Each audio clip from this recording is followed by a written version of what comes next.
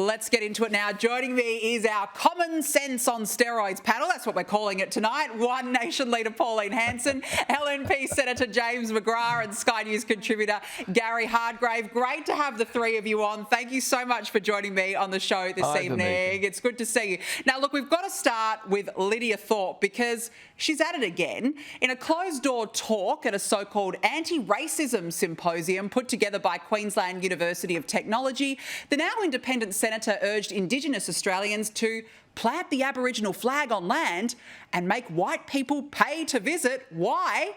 To assert sovereignty, apparently, over the nation. She said, quote, "We have to organise and strategise and take over our land like they did. We need to start putting our own flags into our own land and F the colony." Pauline Hanson, F the colony, she said. What do you make of this latest identity politics intervention? She hasn't changed her tune, has she? She's an activist on the floor of Parliament. And actually, in the last sitting of Parliament, she turned and she said to me, she said, "You'll be paying rent soon, Pauline."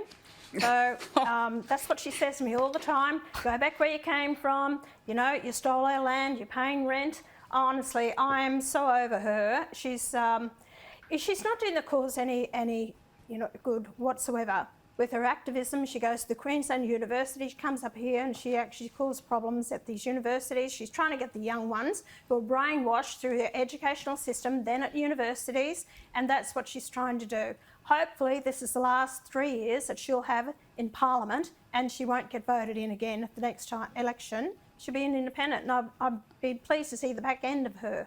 Oh, look, I mean, if any of us said the same thing to her, Pauline Hanson, we would all be in trouble. I mean, we wouldn't hear the end of it. But of course, no, it's all right when she says something like that to you. It's just extraordinary. Gary, how is it ever appropriate to have race baiters like this representing our country? Never, but people are entitled to a view and she's entitled to hers, and it's self-evident to most people. I ran a poll. I'm hosting the 4BC Drive program here in Brisbane these days, and we ran a poll on the question of which members of Parliament would you like to mute? And she just went through the roof. She won the mute the member poll hands down, let me tell you. People wanted to shut up and go away. And look, but when your enemy is digging themselves into a deeper hole, let them keep digging, I say. But look, it's pretty self-evident how stupid it is. There is a flag for the Aboriginal people. It's the same flag for all Australians. It's the one Australian flag. I don't know why we need to actually have much of a debate. The only flag that needs to fly is the Australian national flag. It's been a beautiful flag that was designed a long time ago by a competition back, right at the beginning of Australia, 1901. I just don't get what the point of her point is. No. Because I don't believe it's traditional for Aboriginal flags to actually exist, Danica. So, look, I'm more annoyed about the QUT people who continue to try and dabble in this space and everything just keeps blowing up on them.